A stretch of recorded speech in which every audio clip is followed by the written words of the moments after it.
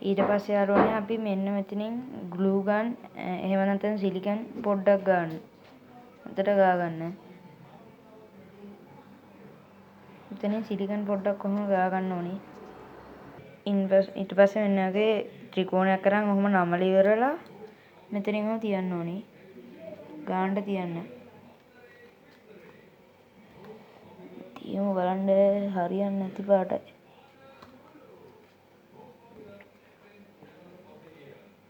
Set නෑ යාළුවෝ.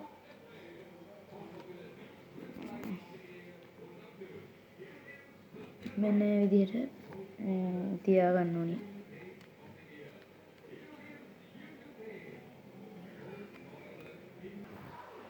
ඒක නම් හදාගත්තා. දැන් තියෙන මේ වගේ එකක් අරන් ඉවරලා ඔහොම නමා ගන්න. කලින් නමාගෙන තිබුණේ. නමා ගන්න ගන්නට.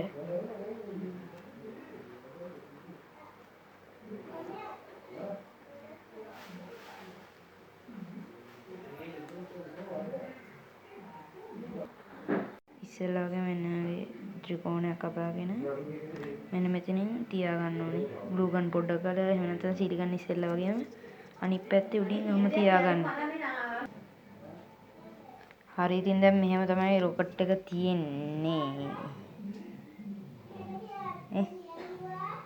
දෙපැත්තම එක සමානයි. යට පැත්ත මේ තමයි යට පැත්ත. මේ තමයි උඩ පැත්තට. හදාගමු. තුරු ටිකත් හදාගමු. මෙන්න මේ විදිහට මෙන්න මේ හැඩයට කපා ගන්න කාඩ්බෝඩ් කෑල්ලක් නේ. මෙන්න මේ හැඩයට කපා ගන්න කාඩ්බෝඩ්. මේ වගේ නමා ගන්න. ඊට පස්සේ ඕගොල්ලන්ට කැමති පාටකින් පාට කරගන්න මේක. ඊට පස්සේ මං පාට ගන්න කොළ පාටින්. ඕගොල්ලන්ට කැමති පාටින් පාට කරගන්න. සද්ද වදිනව ගණන් ගන්න එපා ඒවා.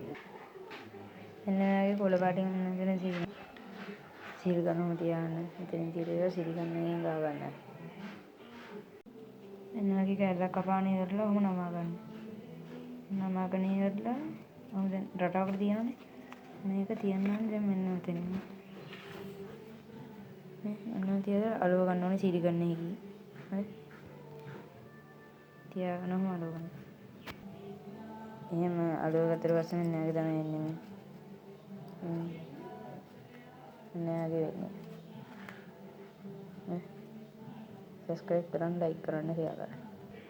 මෙන්න මේ වගේ කැලි දෙකක් කොහොම කපා ගන්න මේ වගේ. ගායක ගන්න සමානව කපා ගන්න.